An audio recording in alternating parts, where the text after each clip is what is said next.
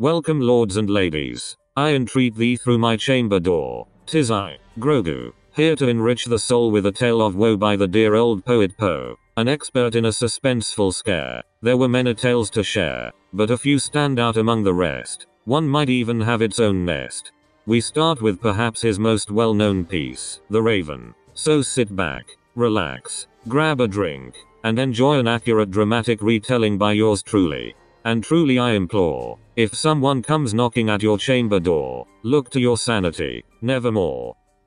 Now, on with the show.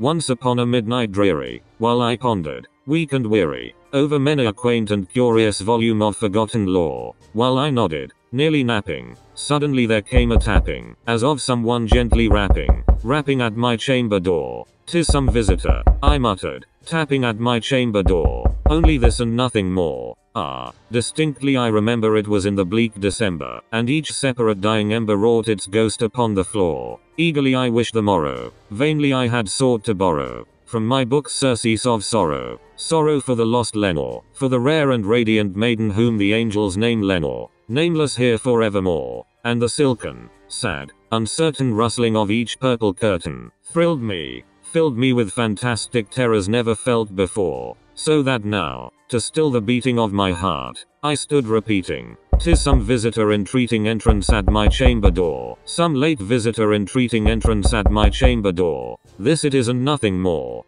Presently my soul grew stronger, hesitating then no longer, sir, said I, or, madam truly, your forgiveness I implore, but the fact is I was napping, and so gently you came rapping, and so faintly you came tapping at my chamber door, that I scarce was sure I heard you. Here I opened wide the door, darkness there and nothing more, deep into that darkness peering, long I stood there wondering, fearing, doubting, dreaming dreams no mortal ever dared to dream before, but the silence was unbroken, and the stillness gave no token, and the only word there spoken was the whispered word, Lenore. This I whispered, and an echo murmured back the word, Lenore, merely this and nothing more.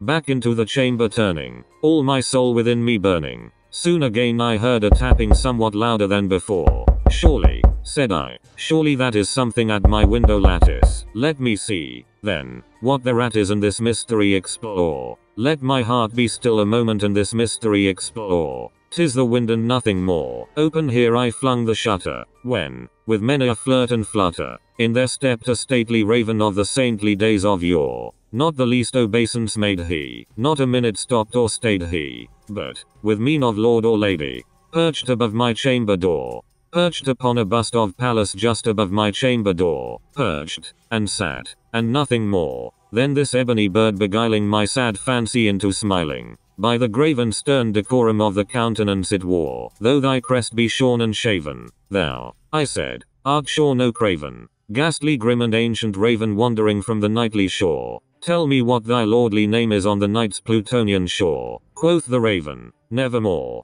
But the raven still beguiling all my fancy into smiling, straight I wheeled a cushioned seat in front of bird and bust and door. Then, upon the velvet sinking, I betook myself to linking fancy unto fancy, thinking what this ominous bird of yore, what this grim ungainly ghastly gaunt, and ominous bird of yore, meant in croaking nevermore. This I sat engaged in guessing, but no syllable expressing, to the fowl whose fiery eyes now burned into my bosom's core. This and more I sat divining, with my head at ease reclining, on the cushion's velvet lining that the lamplight gloated o'er, but whose velvet violet lining with the lamplight gloating o'er, she shall press, ah, nevermore. Then, methought, the air grew denser, perfumed from an unseen censer, swung by seraphim whose footfalls tinkled on the tufted floor. Wretch, I cried, thy God hath lent thee, by these angels he hath sent thee, respite and nepenthe from thy memories of Lenore. Quaff, oh quaff this kind nepenthe and forget this lost Lenore. Quoth the raven, nevermore.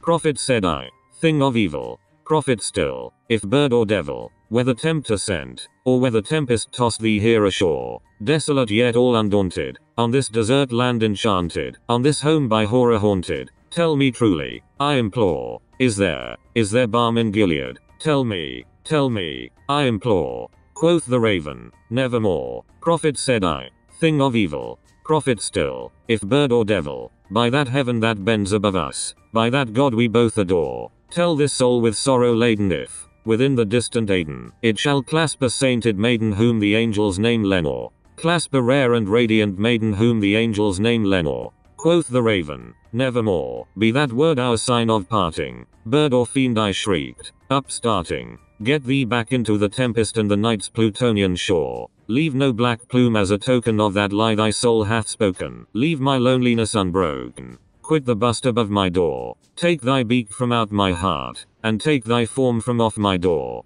Quoth the raven, nevermore.